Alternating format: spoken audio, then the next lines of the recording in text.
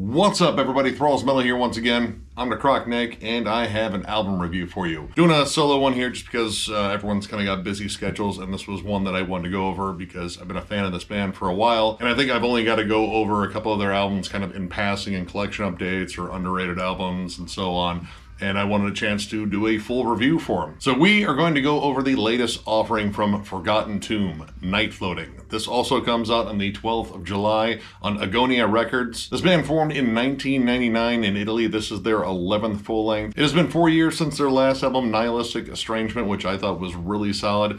I actually got into this band with their first album, Songs to Leave, which is a totally different sort of sound than they have now. In fact, this band really changed their sound actually not long after that debut. And it's kind of namely for a couple of reasons. One, it started off as a one-man project, and it was just flat-out depressive black metal. And Songs to Leave, I think, is an absolutely fantastic release. I'm not even the biggest fan of like very depressive black metal, but between this band and I would say None, those are, probably the ones that I would go back to just because I really like the music overall. And I love that debut. And then not long after I got Songs to Leave, and because I got into this band a little bit late, I picked up Negative Megalomania.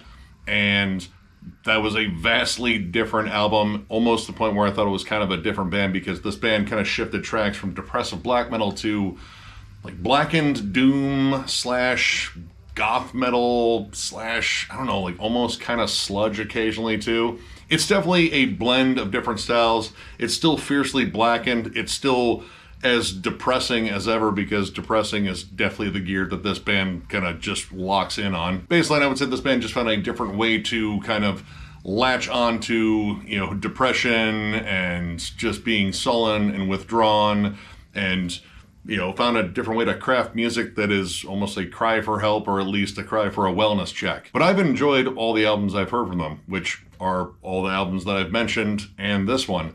And I was kind of curious if they had kind of changed around their sound a little bit since, and honestly, they really haven't. This is, again, a blend of doom metal, black metal, and I would say goth rock. In fact, goth rock, I think, kind of shows up a little bit more on here. Songs like The Sickness Within My Heart and A Chill That You Cannot Taint definitely have these moments of just like kind of pure blackened Sisters of Mercy, The Cure worship. While the vibe is very dark, sinister, withdrawn, melancholic, choose your adjective to describe very depressing, heavy music, there is this element of goth rock that really comes out in their music and delivers some absolutely solid melodic hooks. In fact, I think this is maybe a touch more melodic than their last one. The title track, which is the opening track in here, has loads of these lush, dissonant melodies. It's pretty slow paced for the most part. It is as monotonous as it is melancholic. You have these giant groaned vocals that sound agonized and tortured, because if they didn't, it really wouldn't fit with this music. But honestly, the melodic aspects of this album can do a great job of both dragging you down into the depths of depression, but also kind of pulling you out just for a moment just to see the sun. There's lots of great lead melodies on here and very just emotive solos. The leads on here in particular just have like a lot of that feel play, where it's not about how many notes you can hit or, just like how impressively technical your runs are. It's more about like the emotion that the leads convey. They honestly convey almost as much emotion as the vocals on here. And one thing that I've loved about everything that I have heard about this band, regardless of the direction they're going, is that the riffs really do come first. The riffs drive these songs, and on top of that, you get the atmosphere and the melody. And the fact that the riffs are always center stage with this band, again, at least as far as I've heard, again, like 4 out of 11 albums here. To me, that keeps the album driven and very hooky. In fact, I think most of the riffs on here are very catchy. And in a strange way, I wouldn't call it upbeat, because it's not, but I would say it is engaging. You can kind of nod your head to it. It doesn't have that, kind of vibe like My Dying Bride, where you just kind of slink back in your chair and like, well, this is just unbearably depressing, but that's the kind of thing I want right now. This kind of has the same vibe as like, Catatonia's Brave Murder Day, where the songs are a little bit more mid-tempo, and you have these solid melodies driving the songs. They're very melancholic, but they also kind of have like a bit of energy to them. A Chill That You Can't Taint in particular has some ferocious Brave Murder Day vibes, like right from the rip, the heavy strumming riffs.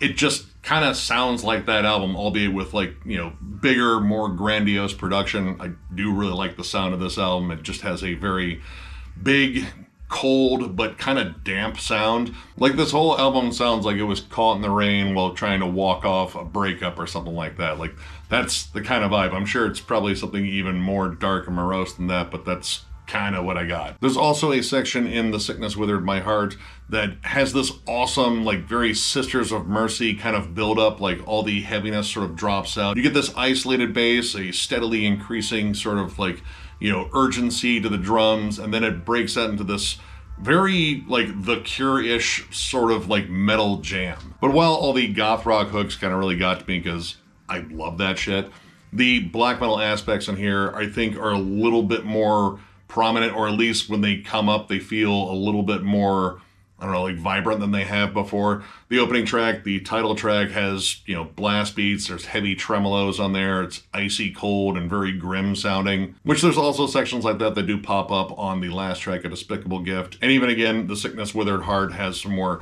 like cold, icy riffs in it. But the thing that I like is how they kind of transition between what I would say are two very distinct styles. The title track has this awesome clean break where everything drops out to this just isolated, clean, very sullen sounding guitar, and then boom, it goes into this really awesome goth rock break, huge hooks. It kind of sounds like Tribulation a little bit, honestly. And The Sickness Withered My Heart opens up blasty, very cold, a little bit more aggressive, and then the next transition kind of just takes you down in the depths of depression with just these melancholic guitar harmonies that just practically weep in front of you. And of course, this album is loaded with tons of dissonant, angular melodies all over the place.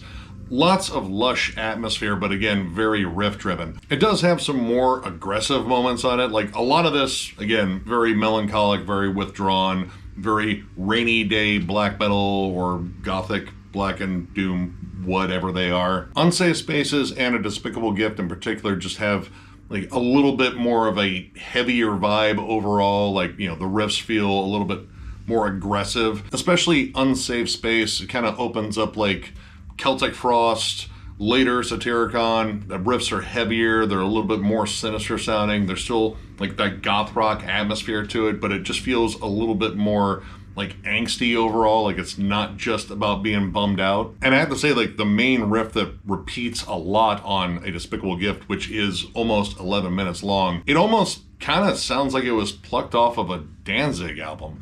It's kind of sleazy, it's kind of got like that, you know, very, you know, kind of gritty rock sound to it. There's like kind of a southern tinge to it. And it frequently repeats and kind of goes back and forth between these more blackened, kind of dark, sullen melodies to this, I don't know, kind of like just dirty, almost kind of bluesy riff that pops up on there. Now, the second half of that song is way more melancholic, but they do bookend that particular riff and kind of just ride it into the sunset, which I do think that fade out was like a little drawn out, and that is kind of an issue on here. Some songs do feel a bit drawn out. Now, this isn't nearly as like long as some previous albums. Like Negative Megalomania, most of the songs on there were over the 10-minute mark. And believe me, you started feeling how long those songs were, but I do feel like certain songs were drawn out a bit. The Sickness Withered My Heart, while I love most of that song, I feel like towards the end, they were just sort of adding more like dynamic shifts, and to the point where it kind of felt like you got like a lot of false endings. There's a couple of clean breaks in there, but the last one at the end where it ends with these clean melodies, which I think are really solid, they don't feel very necessary. I feel like the song could have been capped off at a different point on there, and it probably would have had like a better impact. And while I like that Unsafe Spaces is a little bit on the heavier side, it kind of feels like it meanders a bit. It's got some good like crawling kind of dissonant melodies on it, a really solid lead, but I feel like it kind of just meanders around back and forth between two like different styles that seem a little juxtaposed. Like some of the transitions can be a little bit jarring at times. A Despicable Gift as well, there's like, again, a hard shift from again, that sleazy kind of bluesy riff to just flat out black metal, whether it's like a double time rhythm or blast beats, it just feels like you got two different songs kind of smashed together. Towards the end, though, I do think it really comes together, especially the lead break. They kind of find a way to, you know, bring all that gothic doom and again, that kind of like sleazy blues rock energy together with a awesome, I mean, what sounds like a slide guitar solo that kind of morphs into this huge solo, probably the best solo on the entire album. It's a huge crescendo and probably one of the brighter moments on this otherwise very dark, sullen listen. And honestly, they could have like probably capped it off there, but they brought back that sleazy riff and again kind of rode it into the sunset, but it was like a long ride. Like you saw every single step until they got to the horizon, like, well, okay, we could just fade it out a little bit harder here, but no, they just kind of stuck with it. But my biggest gripe with this is probably the transitional track Drifting, which is just synths and what sounds like a mandolin with a delay. It legit sounds like you are buying wares in a market in some Roger Corman knockoff Conan flick, or some RPG game where you're like stuck in the market buying potions or what the fuck ever. It really does nothing to transition between Unsafe Spaces and A Despicable Gift. It is just there to take up space. It is 100% guilty of being filler of the highest degree. And the fact that it is almost 4 minutes long, that's way too long for a transitional track that essentially just has two parts. It's the same melody over and over. You get the mandolin part with the delay, they're complementing the melody, and then it's back to that same melody again, and I just wanted it to be over about 30 seconds into it. Outside of that one glaring negative though, the rest of it I think is actually pretty damn solid. So overall, I'm gonna give this 3.5 stars. This is a really cool blend of a lot of things that I really like. It's definitely got its more melodic / melancholic doom metal vibes. The goth rock vibes I think are absolutely on point. I think those melodies absolutely shine. And it still has a fair amount of black metal on it, though I don't think like that is like the biggest driving force in here. I feel like black metal is sort of like the seasoning across the entire album, and all these other elements are kind of, you know, jockeying for position in their sound. And for the most part, I think they're doing a really good job arranging those. For as bleak and somber as this album is, it's actually just very engaging, and there's a lot of good like riffy grooves on there. Great lead work. It almost kind of distracts you from the point that this album is, again, very bleak and very somber. I did read some of the lyrics, but at the same time, I was like, yeah, you know what? This is still just kind of catchy. Like, I don't feel completely drained and bummed out, which is kind of what I want out of, like, you know, doom metal and just like the super bleak, melancholic stuff. Like, I don't listen to My Dying Bride to put a smile on my face, but I like the fact that this doesn't get so lost in atmosphere that it loses the sense of like the songs and the riffs and such. I think this is a really solid offering. If you're a big fan of early Catatonia in particular, early Anathema, and definitely a fair amount of Tribulation, I would say check this out. This is a really solid offering, and clearly I am missing a lot of stuff from this band's back catalog, so I wouldn't be surprised if you see more Forgotten Tomb stuff show up in collection updates in the future. Distant future. I got a lot of stuff to listen to right now. Anyway, if you enjoyed this review, give it a thumbs up, and if you are new to the channel, subscribe, because we do stuff like this all the time. We are also on Patreon. If you'd like to help us out there, there's a link down below to thrallsmetal.com. Our Patreon link is there. It is also on our channel up in the banner in the bottom right-hand corner. But if you're looking for Thralls Metal stuff, you have to go to thrallsmetal.com. We have t-shirts, both old and new. The old ones are discounted, provided we have your size, and we even have hats too. So if you're looking for any of that stuff, click the link down below. And of course, thank you guys so much for every bit of support, all the likes, all the shares, all the comments, everything. It means the world to us. We have a ton of stuff coming in the future. The Meshuggah ranking will be shot this weekend. Hopefully we'll have that out for you next week. And we'll even have like kind of a selection process towards the end of that video. It will at least lead to a selection process, which you guys will definitely get a chance to vote on. Outside of that, tons of reviews. Again, I have a lot of stuff to listen to from my Florida run, because I went kind of buck nutty in record shops once again. States Metal, you know, all the usual stuff. And of course, some other stuff that I'm working on just because I'm looking for some like fun topical videos to do. So yeah, we are perpetually busy here. But yeah, one more big thank you, because you guys absolutely roll, and we will catch you later.